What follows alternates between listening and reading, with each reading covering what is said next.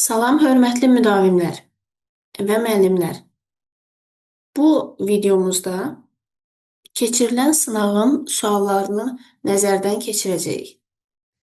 İlk suala diqqət etsək, yazılıb ki, x və y ədədləri ardıcıl cüt natural ədədlərdir. Əgər x və y ardıcıl cüt natural ədədlərdirsə, onda x üstəgəl 1 ilə y üstəgəl 1 ardıcıl tək natural ədədlər olacaq. Və biz də bilirik ki, ardıcıl tək ədədlər qarşılıqlı sadədirlər. Qarşılıqlı sadə ədədlərin əkobu onların hasilinə bərabərdir. X üstəgəl 1 ilə y üstəgəl 1 hasili 49 x, y cəminə bərabər olacaq. Sol tərəfdə mötərizələri vurub açsam, x, y, 1, 49, x üstəgəl y. Buradan x, y-in 48-ə bərabər olduğunu görürük. Və bizdən əkob x, y-i soruşur. X və y ardıcıl cüt ədədlərdir. Və ardıcıl cüt ədədlərin əkobu onların hasilinin yarısına bərabərdir. Çünki bildiyimiz kimi istənilən iki ədədin əbobu ilə əkobunun hasili onların özlərinin hasilinə bərabərdir. Və ardıcıl cüt ədədlərin əbobu 2 olduğuna görə əkobu onların hasilinin yarısı olacaq. Hasilini 48 tapmışıq. Deməli, əkob 48-in yarısı, yəni cavab D variantı. İkinci misalı nəzərdən keçirsək, A ədədi neçə rəqəmlidir? Bu misalı həll etmək üçün verilən ədədləri sadə vurğulara ayıraq. Deməli, A bərabərdir. Əgər 375-i sadə vurğulara ayırsaq, alınacaq 3 vurulsun 5-in kubu.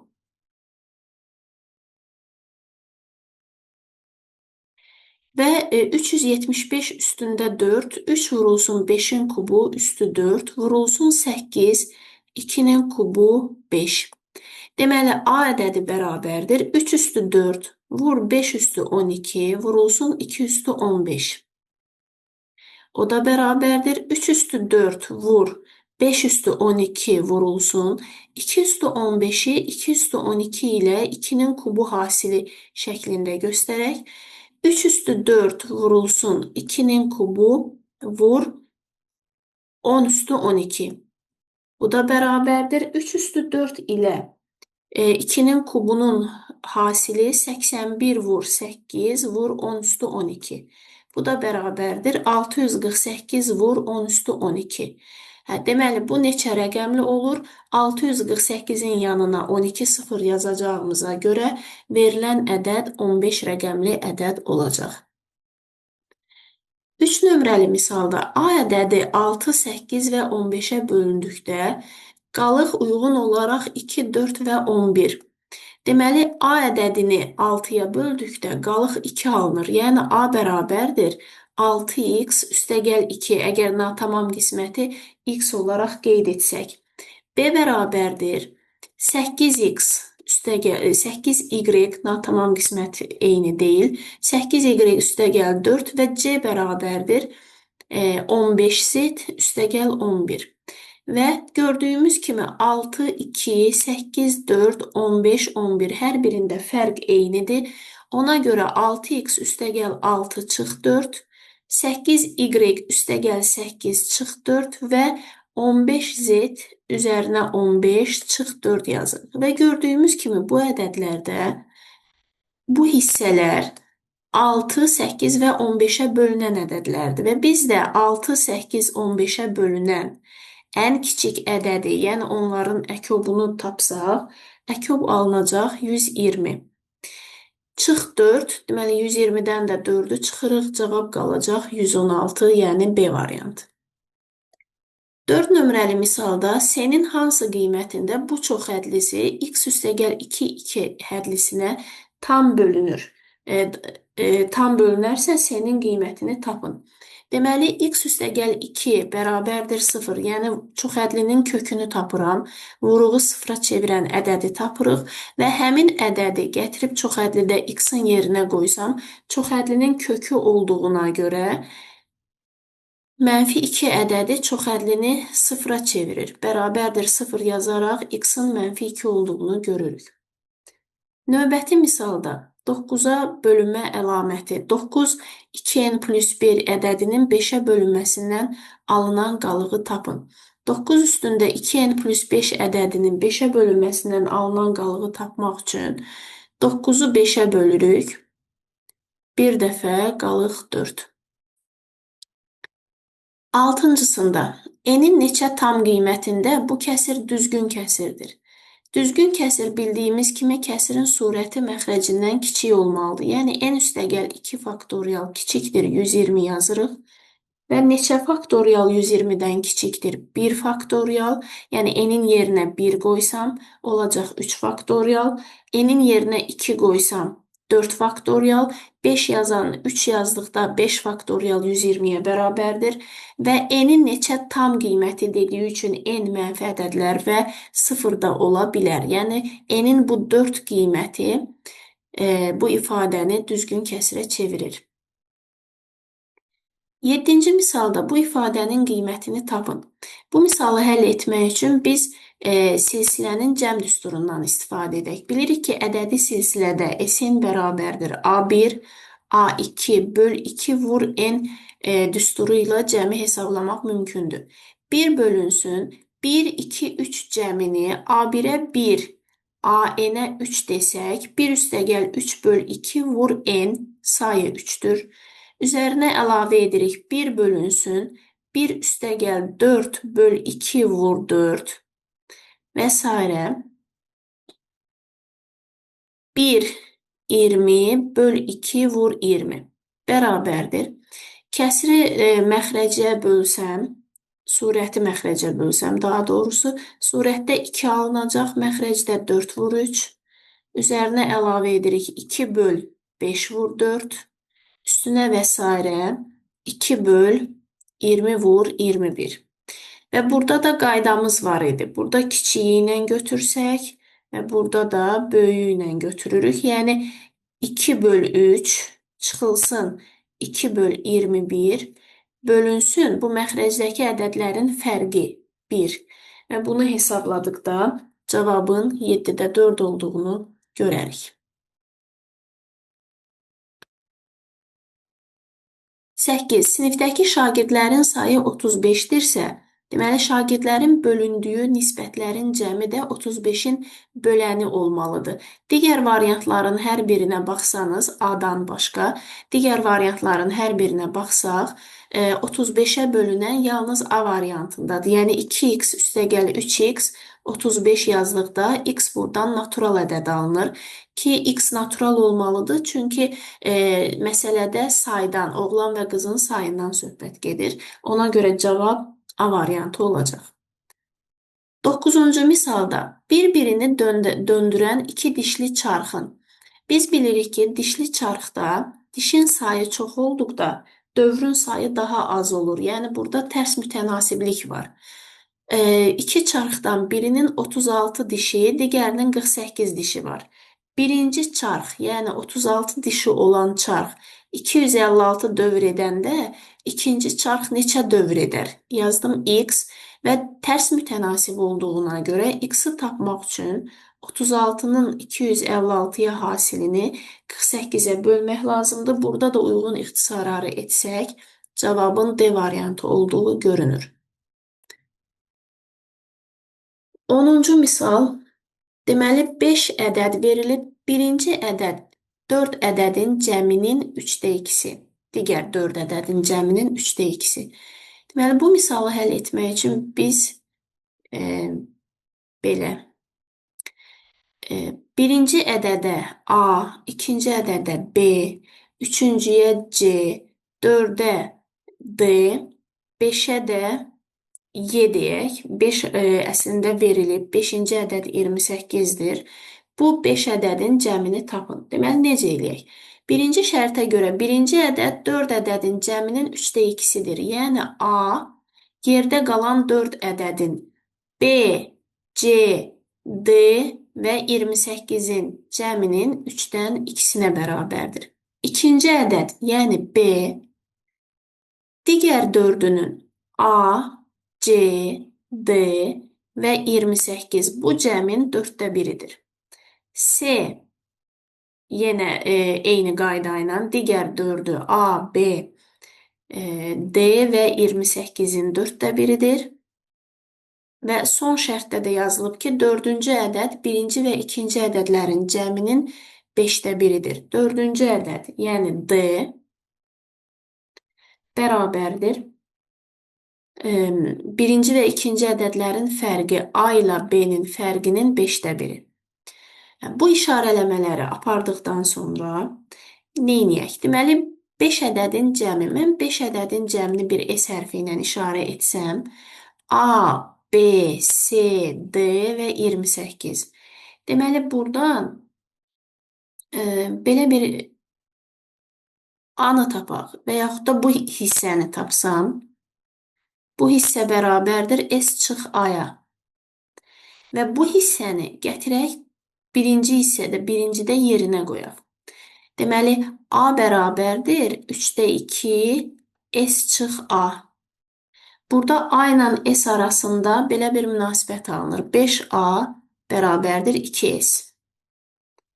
Daha sonra eynisini ikincidə yazaq. Yəni, ikinci hissədə AC, baxın, ACD 28. Bunun yerinə yazıram. S çıx B. Baxın, buradan ACD 28. Buradan B-ni tapsam, B bərabər olacaq. Daha doğrusu bu ifadəni tapsam, bu ifadə bərabər olur S çıx B-yə və gətirib burada yerinə qoysam, deməli, B bərabərdir S çıx B-nin 4də biri. Və buradan da hansı ifadə alınır? S bərabərdir 5B. Və gətirib S-in yerinə 5B-ni burada qoysam, deməli, A və B arasında bir münasibət alındı. A bərabərdir 2B. Eynisini yenə davam etdirək üçüncüdə. Bu mötərizənin yerinə S çıx C qoysam, alınacaq, deməli, C bərabərdir S çıx C bərabərdir S çıx C vur 4də 1 və buradan da C bərabərdir B alacaq. C bərabərdir B. İndi bunların hamısını, bu əvəzləmələrin hamısını S bərabərdir A, B, C, D 28 hissəsində yerinə yazaq. Deməli, S-in yerinə gördüyümüz kimi S 5B-yə bərabərdir. S-in yerinə 5B qoyuram. A 2B-yə bərabərdir. 2B, üstəgəl B, üstəgəl C. C də B-yə bərabər idi. Üzərinə D. C ilə D arasında da bir münasibət tapmalıydıq. Onu tapmaq üçün bu hissədə baxsam, D bərabərdir A. A-nın 2B olduğunu tapmışıq. 2B çıx B böl 5. Buradan 5D bərabərdir B-yə. Yəni, D bərabərdir B böl 5-ə. B böl 5 üstəgəl 28. Və bu tənliyi həll etsək, buradan B-nin 35 olduğunu görürük. B 35-dirsə, bizdən bu cəmi soruşur. Yəni, tək-tək ədədləri də tapa bilərik. Amma bizdən bu 5 ədədin cəmini soruşduğuna görə B 5-dir. 35-i də 5-ə vururuq. Cavab olacaq 175. Növbəti 11-ci misal ədədin standart şəkildə yazılışına aiddir. Və biz də bilirik ki, ədəd standart şəkildə yazıldıqda onun qiymətli hissəsi 1-10 arasında dəyişməlidir. Yəni, əgər A vurulsun 10 üstü N şəklində formadan söhbət gedirsə, A 1 ilə 10 arasında dəyişilməlidir. Və bizim misalımızda ədədimiz 3N çıx 8 vurulsun 10 üstü 2N-dir. Deməli, 3N çıx 8 1 ilə 10 arasında dəyişir. 3N 18 ilə 9 arasında, N 3 ilə 6 arasında dəyişməlidir. Və ədədin tərtibi tam ədəd olmalıdır. Yəni, 2N tam ədəddir. Mənfi də ola bilər, 0 da ola bilər, natural da ola bilər. Onda bu aralıqda yerləşən hansı ədədləri bura yerinə qoysam, tam ədəd alınacaq. N-ə 3 desək, 3,5 desək, çünki niyə 3,5? Çünki 2-ni 3,5-ə vurduqda tam ədəd alınır. 4, 4,5, 5 və 5,5. Və n-in ala biləcəyi qiymətlərin cəmi. Bu ədədləri toplasaq, cavabın 2,5 olduğunu görərik.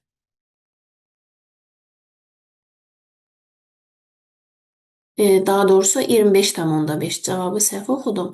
Həmin ədədləri topladıqda 25,5 alınır. 12. Bilirik ki, ədədin modulu mənfi olmayan ədəddir. Yəni sıfırdır və ya müsbətdir. Onda x üstəgəl kökdə 23 böyük bərabərdir 0 və kökdə 45 çıx x böyük bərabərdir 0 yazsam, x mənfi 23-dən böyük bərabər və 45-dən kiçik bərabərdir.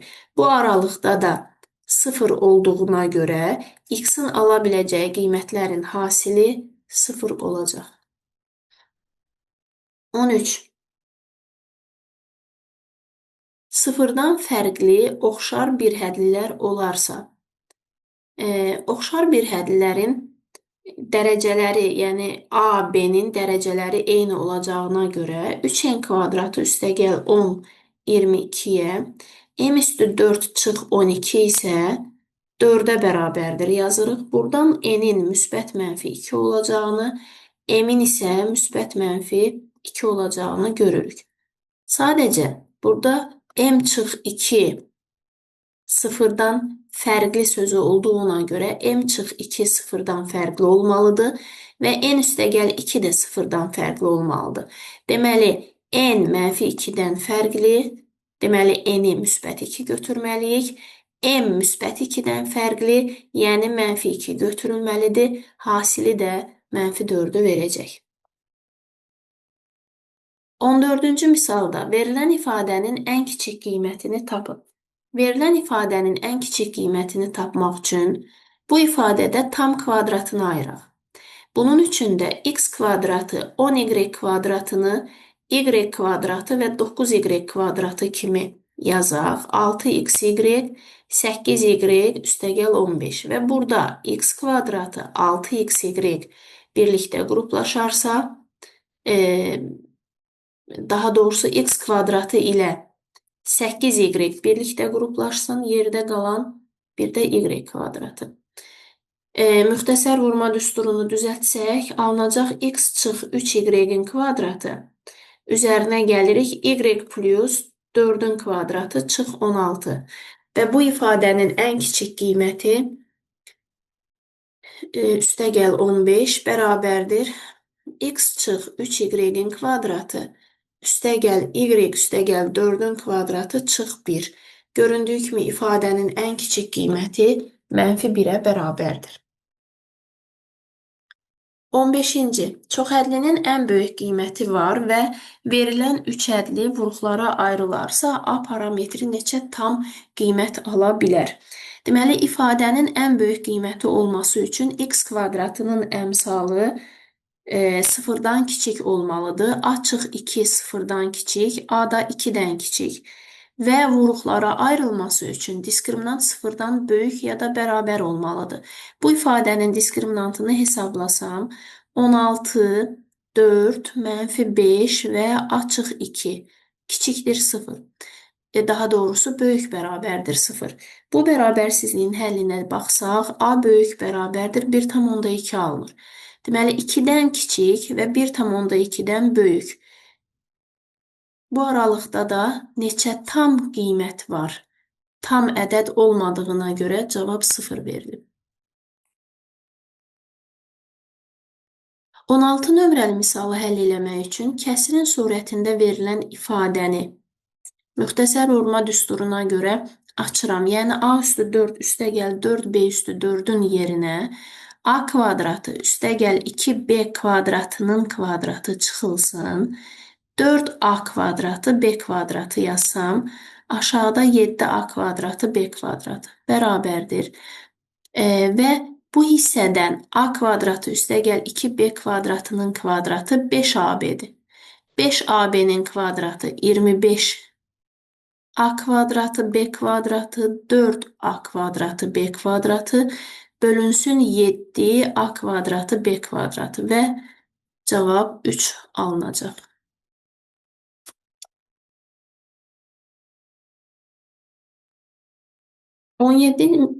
17-ci misalı həll etmək üçün burada bir əvəzləmə aparmaq lazımdır. Yəni, verilən ifadədə a çıx b bərabərdir 8c yazsaq bu hissəyə görə və a kubu çıx b kubu ifadəsini köməkçi düstura görə a çıx b kubu üstəgəl 3ab a çıx b çıx 512 c kubu bölünsün 8abc yazırıq. Bu da bərabərdir. A çıx b 8cd kubu 512c kubu üstəgəl 3ab a çıx b 8c çıxılsın 512c kubu bölünsün 8abc. Uyğun islahları aparırıq və cavab 3 alınacaq. 18. A və B ədədləri üçün A və B cəmi 144-dür. Və əbob 9-dur. A çıx B fərqi hansı ola bilməz? Əbob 9-dursa, deməli bu ədədlər 9-un bölünənləridir. Yəni A-ya 9, X, B-yə də 9Y deyə bilərik. Onların cəmi 144-dür. Deməli, X ilə Y-in cəmi 16 olacaq. A çıx B hansı ədəd ola bilməz? A 11X-dir. Daha doğrusu A 9X çıxılsın B 9Y. Buradan 9-u mötərizə xaricinə çıxartsam, alınacaq X çıx Y. İndi hansı ola bilməz? X üstəgəl Y 16-dır. Baxıram və X ilə Y burada qarşılıqlı sadə ədədlər olmalıdır. Çünki 9X, 9Y ortaq olmayan sadə vuruqlardır. Deməli, ortaq olmayan 1 ilə 16-nı götürə bilərəm. 1 ilə 15-i cəmi 16 olan. Sonra növbəti hansı ola bilər? 3, 13 ola bilər. 5, 11 ola bilər. Və 7, 9 ola bilər. Əgər X ilə Y 1 ilə 15-dirsə, onların fərqi 14 olur. 9-u 14-ə vuranda 126. 13 ilə 3 fərqi 10. 9-u vurduq 90. 11 ilə 5 fərqi 6 vurduq 54. 9, 7 fərqi 2. 9-a vurduqda 18. Deməli, B variantı ola bilməz. 19-cu misaldan yuxarıda bir misalda da biz onu qeyd etdik. Deməli, hər birini 4a plus 1-i 4a üstəgəl 4 çıx 1, 6b üstəgəl 6 çıx 1, 8c üstəgəl 8 çıx 1 olaraq yazırıq və bu hissələr 6-ya, 8-ə və 4-ə tam bölündüyünə görə onların əkobunu tapıram. Əkob olacaq 4, 6, 8-in əkobu 24. Deməli, bu ifadənin 24-ə bərabər olması üçün A olmalıdır 5, B olmalıdır 3 və C də olmalıdır 2. ABC cəminin ən kiçik qiyməti 5, 3, 2 cəmi cavab olur 10. 20 nömrəli misalın izahını nəzərdən keçirtsək, deməli, bizim belə bir qaydamız var ki, tutaq ki, A faktorial bölünsün N. Burada N sadə ədəd olmalıdır və onun sayını tapmaq üçün A böl N üzərinə əlavə edirik A böl N-in kvadratı. Daha sonra A üstəgəl N kubu və bu formada davam edir. Və şərt odur ki, məxrəcdə verilən ədəd sadə ədəd olmalıdır. Bu qayda ilə orada N-in vuruqlarının sayını tapmaq mümkündür. Və həmin qaydanı bura tətbiq etsək, 65 böl 3 Bunun tam hissəsini götürürük. Üzərinə əlavə edirəm 65 böl 3-ün kvadratı. Daha sonra 65 bölünsün 3-ün kubu. Daha sonra 65 böl 3 üstü 4. Artıq bu hissədə 0 tam alındığına görə qalan hissəni yazmırıq. 65-i 3-ə bölsək tam hissə 21. 9-a bölsək 7 və 65-i 27-yə böləndə 2 və s. Bu da 30 olacaq. Yəni cavab D variantı olur. 21. 50 qram 30% duz məhlulunun üzərinə 10 qram su və müəyyən qədər də duz, yəqin ki, burada müəyyən qədər duz əlavə edildi olsun. Müəyyən qədər duz əlavə edildi. Bu zaman 40%li məhlul alındı. Məhlula neçə qram duz əlavə edilmişdir? Baxın, müəyyən qədər su burada səhv gedib, müəyyən qədər duz əlavə edildi. Məhlula neçə qram duz əlavə edilmişdir? Deməli, bizim birinci qabımızda 50 qram 30%li. İkinci qabda isə 10 qram su var və bu su olduğuna görə 0% götürürük. Üzərinə də əlavə edirik x qram duz, x-in 100%. Bu da bərabərdir. Yekun qabda 60 üstəgəl x məhlul olacaq. O neçə faizlidir? 40%li alınar. 40%lidir. Deməli, 50-nin 30%-i, üzərinə əlavə edirəm 10-un 0%-i, x-in 100%-i və bu 60 üstəgəl x-in 40%-nə bərabərdir və buradan x-i təyin etsək, cavab 15 alınır. 22-ci misalda soyuducuda 60 ton alma və nar var. Deməli, alma ilə narın çəkisi birlikdə 60 tondur. İşıqlar söndüyü üçün almanın 8%-i xarab oldu. Narların isə 9%-i xarab oldu. Xarab olan almaların birlikdə kütləsi 5,2-dir. Deməli, almanın 8%-i, narın isə 9%-i. 5,2 tondur. Bu sistemi həll etsək, buradan A tapılır, yəni soyuducuda neçə ton saf alma qalar. Buradan A-nı tapdıqdan sonra onun cavab olaraq A-nın 92%-i götürüləcək. Çünki neçə ton saf alma qalar? Qalanı soruşur. 8%-i xarab olub. A-nı tapıb cavab A-nın 92%-ni verir. 23-cü məsələdə O1 ABC üçbucağının, O2 isə ACD üçbucağının ağırlıq mərkəzidir və BD 18 sm olarsa, O1, O2 parçasının uzunluğunu tapın. Biz bu məsələni həll etmək üçün ABC üçbucağının medianlarını çəkək, uyğun medianları çəkək. Biri bu formada, birini də buradan keçirdik. Belə. Deməli, O1 ABC-nin ağırlıq mərkəzi idi. Deməli, M nöqtəsi orta nöqtədir və N nöqtəsi də orta nöqtədir. O1, O2 parçasının uzunluğunu tapın. Çəkdiklərim medianlar olduğuna görə medianlar 2-1 nisbətində bölünür. X 2x yazırıq və Y 2y yazırıq. BD 18-dir. BD bütöv 18-dir. Baxın, M nöqtəsi orta nöqtədir. C nöqtəsi ACD üçbucağının medianıdır. N nöqtəsi CD-nin ortasıdır. Yəni, BB olaraq qeyd etsək, BD bütöv 18 verib. Yəni, 2A ilə 2B-nin cəmi 18-dirsə, deməli, A ilə B-nin cəmi 9-dur. Yəni, M-in 9-a bərabərdir.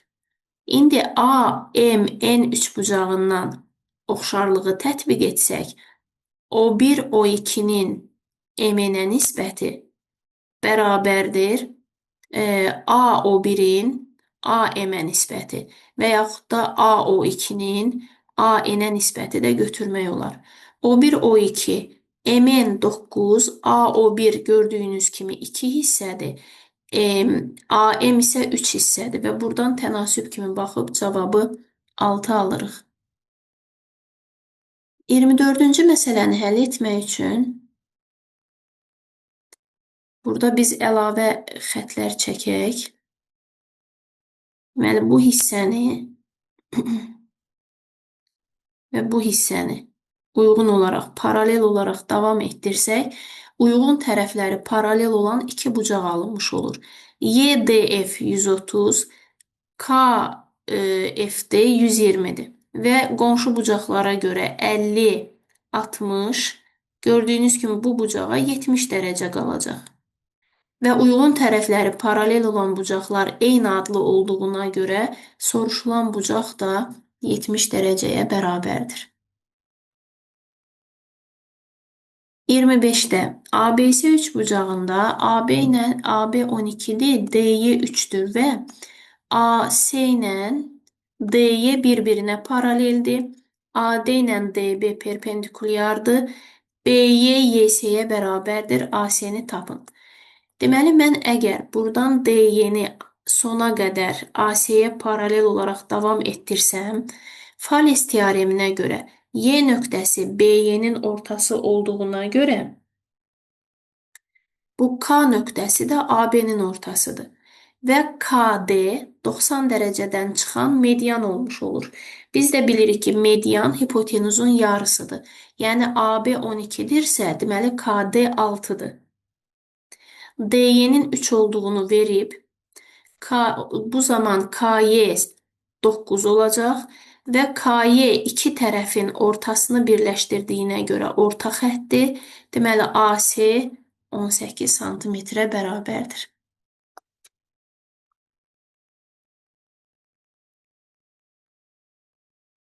26-cı misalda deməli, belə bir xətt çəksəm, hətta bunu axıra qədər davam etdirək. Eynisini bu tərəfdə çəkdim. Belə. Deməli, bura bir Y hərfi yazaq. DYS üçbucağında 45, 45. Hipotenuz 6 kök 2 olduğuna görə YS-yə 6 və DY-yə 6 qalır. BS 14 olduğuna görə bu hissə 8-dir. 8, 9. Bizdən hara soruşulur? A və D nöqtələri arasındakı məsafə. Buranı soruşur. Gördüyünüz kimi düzbucaqlı üçbucaqdan AM kvadratı üstə gəl, MD kvadratı bərabərdir AD kvadratına.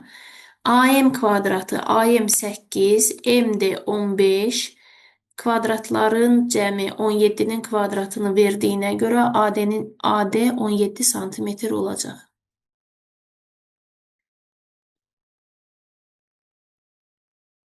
27-ci məsələdə bu hissəyə diqqət etsək, burada MK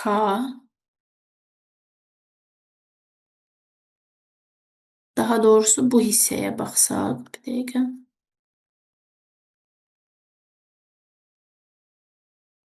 Belə. Gördüyümüz bu bucaqlar uyğun tərəfləri paralel olan eyni adlı bucaqlardır. Ona görə NMK bura 60 dərəcədir. MNC bura 40 dərəcə olduğuna görə bu hissə 40 dərəcə, hətta bunu da uyğun tərəfləri paralel götürmək olardı. 40 dərəcə, onda burada 40 dərəcə. Və X bucağını tapmaq üçün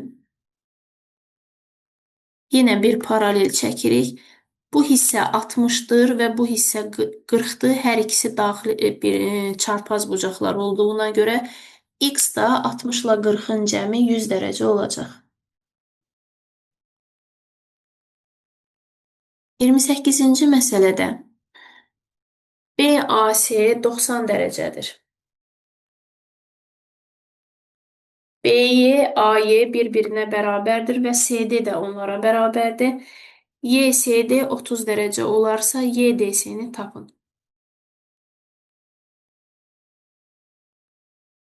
Deməli, burada bəzi işarələmə aparaq. Bu ikisi bir-birinə bərabər olduğuna görə bura X, bu da X. 90 dərəcə bu hissəyə yazırıq 90 çıx X.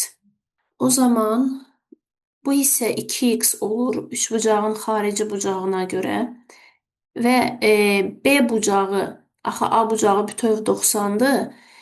Əslində 2x-in burada əhəmiyyəti yoxdur. Bunu silək. Deməli, A bucağı 90 dərəcədir və mən bu bucağı x ilə işarə etdiyimə görə C-yə də qalır 90 çıx x. Gördüyünüz kimi AYS də bərabər yanlı üçbucaqdır. Və bu ikisinin bir-birinə bərabər olduğu verilib, AYS də bərabər yanlı olduğuna görə deməli, AY də YS-yə bərabər olacaq 90 çıx x bucaqlarına görə. Və axı bu da CD-yə bərabərdir. Deməli, YDS üçbucağı bərabər yanlı üçbucaqdır. Bərabər yanlı üçbucağın təpə bucağı 30 dərəcədirsə, 180-dən 30 çıxıb 2-yə bölürük, 75 dərəcə alınır. Yenə ədədin standart şəklində yazılışına aid daha bir misal. Yazılıb A ədədinin standart qiymətli hissəsi B ədədinin qiymətli hissəsindən 2 dəfə kiçikdir. Deməli, A-nın qiymətli hissəsi N, B-nin qiymətli hissəsi M-dən 2 dəfə kiçikdir. Deməli, N vur 2 bərabərdir M. A ədədinin tərtibi, yəni M çıx 1, B ədədinin tərtibindən, yəni N üstəgəl 1-dən 1,4 dəfə böyükdür. 1,4. Və bu ikisini nəzərə alaraq tənlik həll etsək, yəni M-in yerinə 2N qoyub həll eləsək, buradan N-in 4, M-in də 8 olduğu tapılır və uyğun ifadədə yerinə qoyub cavabı təyin edirik. 30 nömrəli misalı nəzərdən keçirtsək, A vur 10 üstü B, C vur 10 üstü A və B vur 10 üstü C. Hər biri bir-birindən fərqlidirlər və standart şəkildədirlər. Standart şəkildədirsə 1 C 10, 1 B 10. Bu bərabərsizliklər hər birində ödənir qiymətli hissə üçün.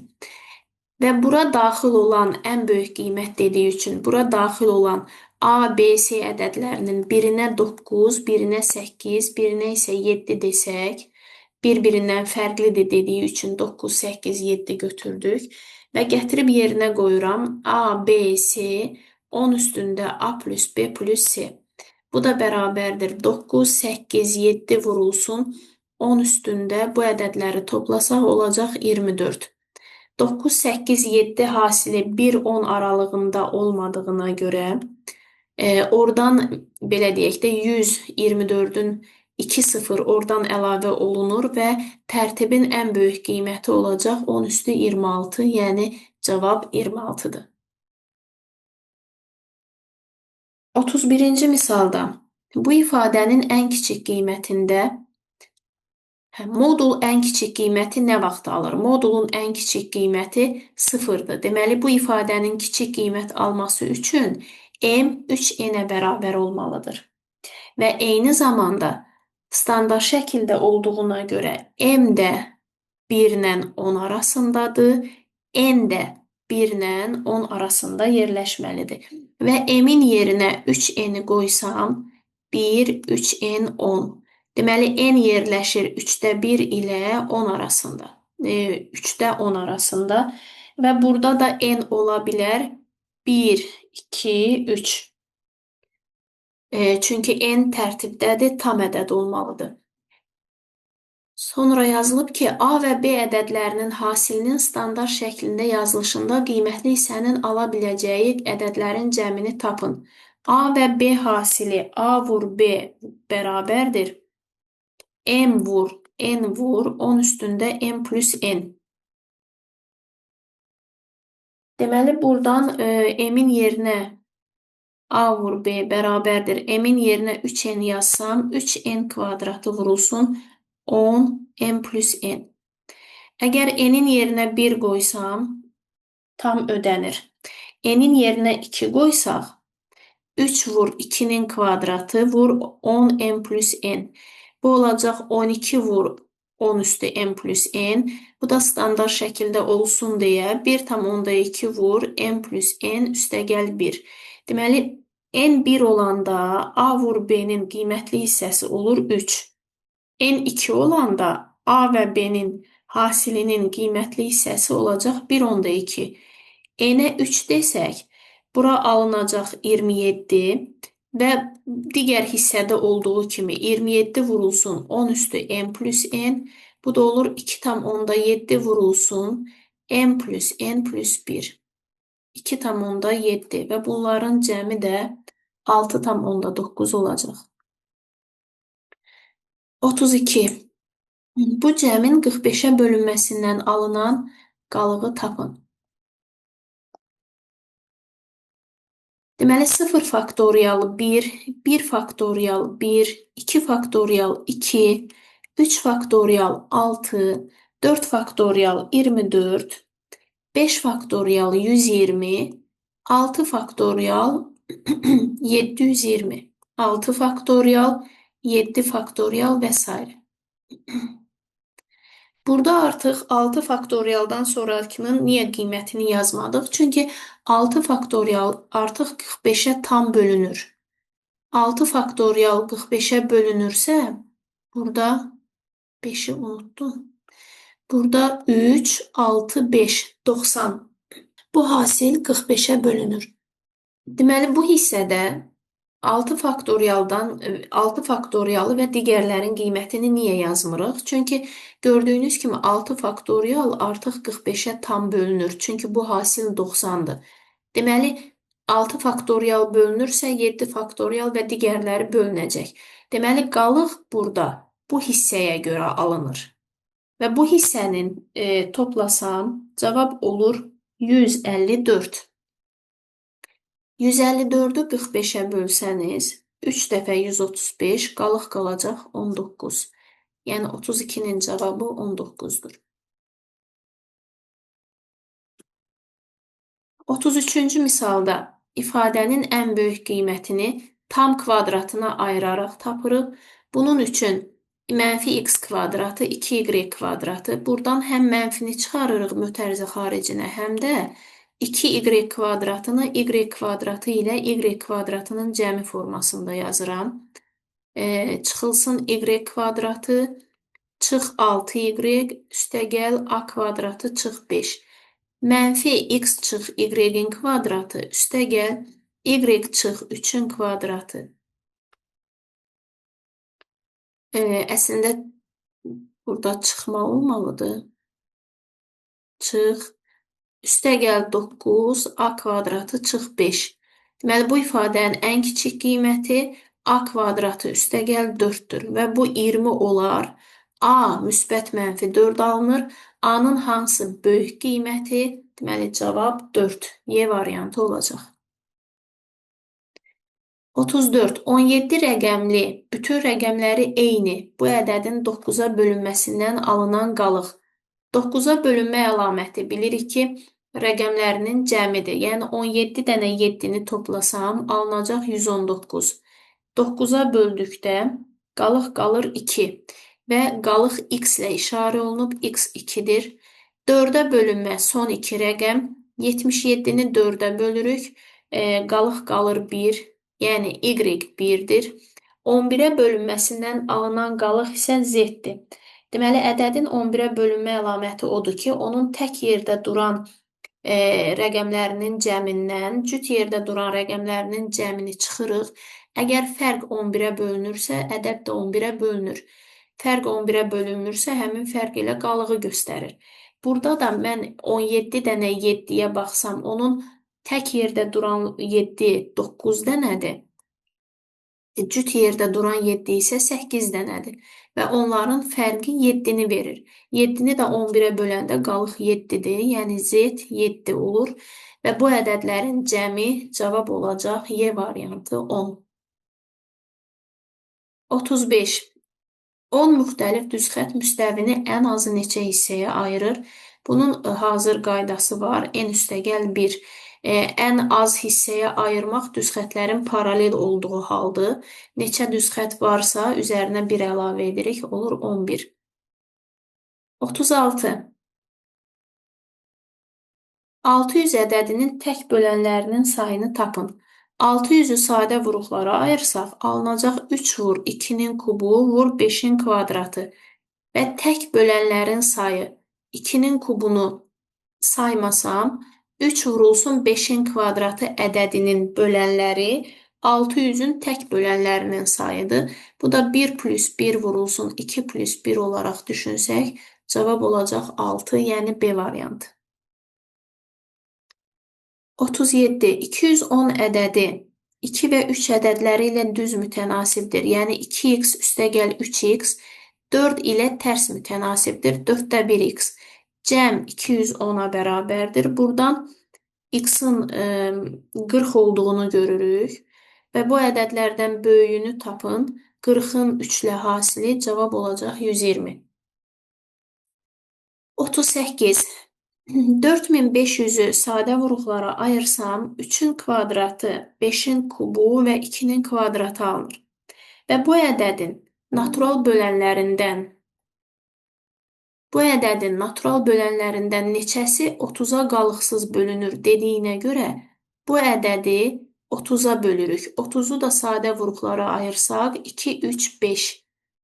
5-in kubu 2-nin kvadratı bölünsün 2, 3, 5. Bərabərdir 2 vurulsun, 3 vurulsun 5-in kvadratı. Baxın, bu ədədin bölənlərinin sayı misalın cavabıdır. 1 üstəgəl 1, 1 üstəgəl 1 və 2 üstəgəl 1. Cavab olur 2 vur, 2 vur, 3. Cavab yəni B variantı.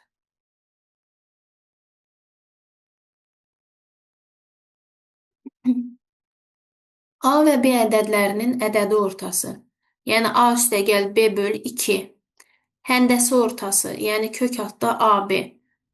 Deməli, A üstəgəl B 12-dir, AB isə 4-dür.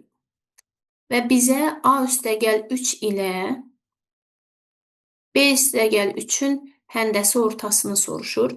Və bu mötərizələri vurub açsam AB, 3A, 3B və 9. AB gördüyünüz kimi 4-dür. 3A üstəgəl 3B 36, 9, cavab 49 və misalın cavabı 7. Və sonuncu misalımızda yuxarıda da qeyd etdik. Neçə 5 vuruğu var?